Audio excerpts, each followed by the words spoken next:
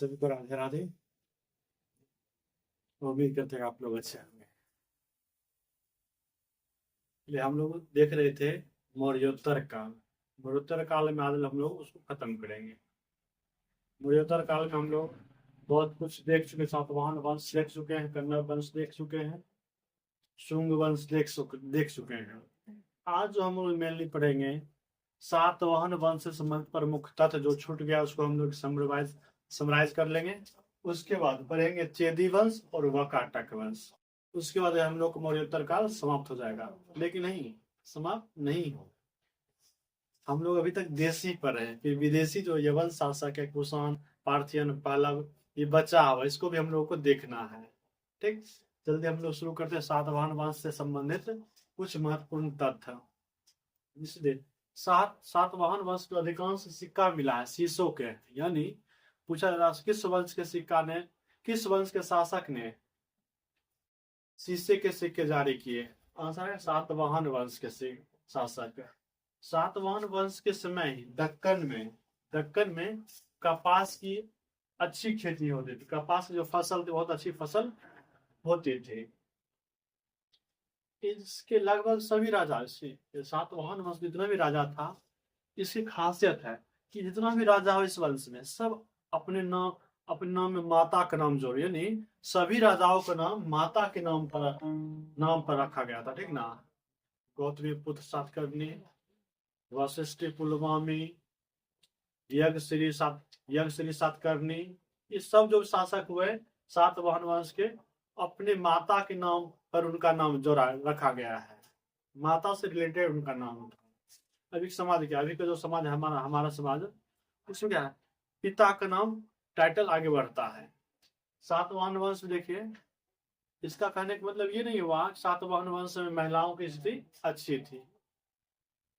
महारानी माता राजमाता होती थी, उसको छोड़ के महिलाओं की स्थिति बहुत खराब थी। लगभग सभी राजाओं के नाम में क्या मिला है, माता के नाम पे रखा गया है। सबसे प्राचीनतम भूमिदान का जो साक्ष्य मिला है सातवाहन वंश से ही। हम लोग पढ़े थे नाना घाट अभिलेख, नाना घाट वही अभिलेख है ये।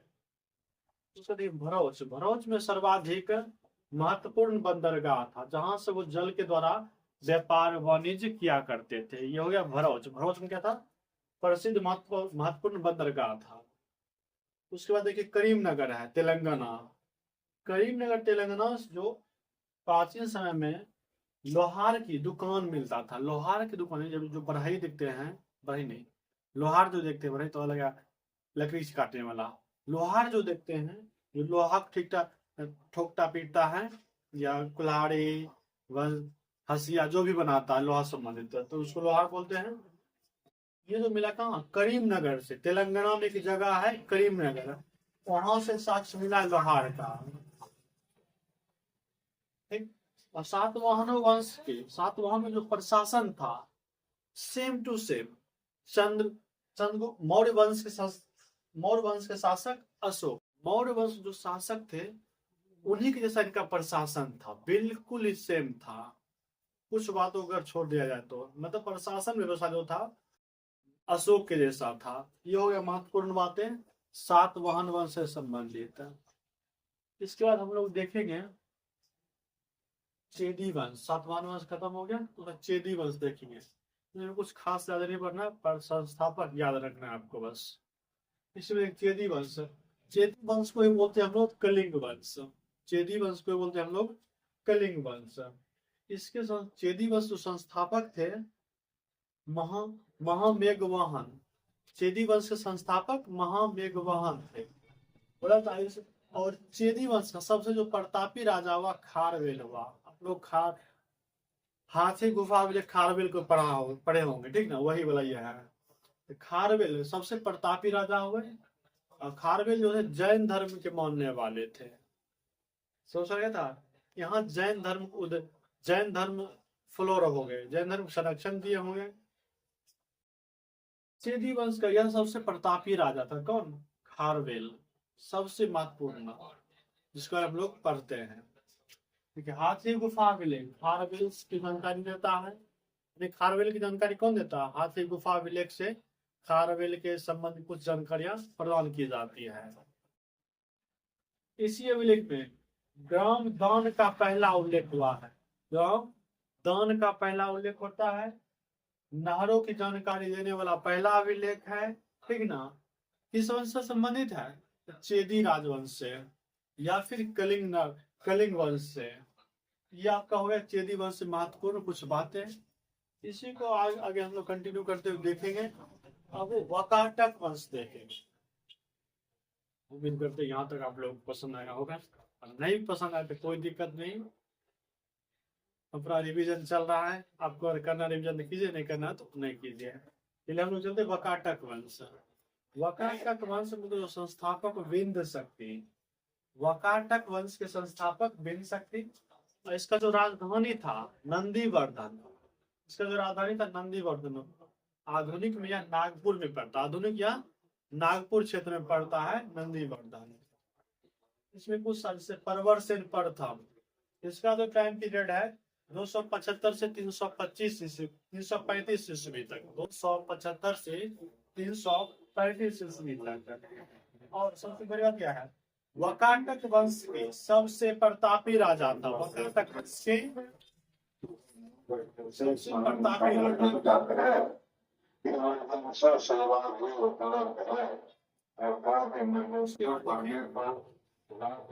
वाकाटक वंश के सबसे प्रतापी राजा था। इसने 4 अश्वमेध यज्ञ कराया। इससे पहले हम लोग क्लास में देखे थे अश्वमेध यज्ञ क्या शक्ति का प्रदर्शन, एक तरह से राजा अश्वमेध यज्ञ कर उसके जरिए अपना शक्ति प्रदर्शन करते थे कि हम क्या पावरफुल हैं। ये भी राजा क्या किए, शक्ति प्रदर्शन किया, अश्वमेध यज्ञ करवाए। एक नहीं 4 यज्ञ करवाए, ठीक। ये हो गया। उसका दूसरा रुद्रसेन द्वितीय, रुद्र दामन नहीं पड़े, रुद्रसेन द्वितीय, ठीक ना। इसने सबसे बहुत बड़े क्या थे, विद्वान थे, ये भी जानकार थे। इसने अपने पुस्तक लिखा, सेतुबंध नामक पुस्तक लिखा है। पूछा जाएगा सेतुबंध नामक पुस्तक किसकी रचना है, तो रुद्रसेन द्वितीय की रचना है सेतुबंध पुस्तक। इसी में देखिए अजंता की गुफा, अजंता का गुफा आप लोगों को जानकारी जरूर होगा, या फिर सीरियल देखे होंगे तो उसमें अजंता गुफा का भी चित्र दिया जाता है, तो वही वाला ये है अजंता गुफा। अजंता की गुफा संख्या, उसमें बहुत सारे कमरे, गुफा नंबर लिखा है 1 2 3 4 करके। उसमें जो गुफा है 9 और 10, गुफा 9 और 10 जो है वाकाटक वंश से संबंधित है। यानी पूछा जाएगा अजंता की किस गुफा का संबंध वाकाटक वंश से है। गुफा नंबर 9 और गुफा नंबर 10 क्या है, ये वाकाटक वंश के संबंधित इतिहास की जानकारी देता है। आज हम लोग का जो देशी विवरण था आज कंप्लीट होता है। मौर्योत्तर काल में आज पहले क्या हम लोग देशी वंश को खत्म कर चुके हैं। इसी को हम लोग आगे कंटिन्यू देखेंगे। अब बचा हुआ आपका शेष विदेशी विवरण। कुषाण पढ़ेंगे, पार्थियन या पहला पढ़ेंगे, ठीक, यवन शासक पढ़ेंगे। चलिए आज आप लोग नोट कर लीजिए। सभी का धन्यवाद।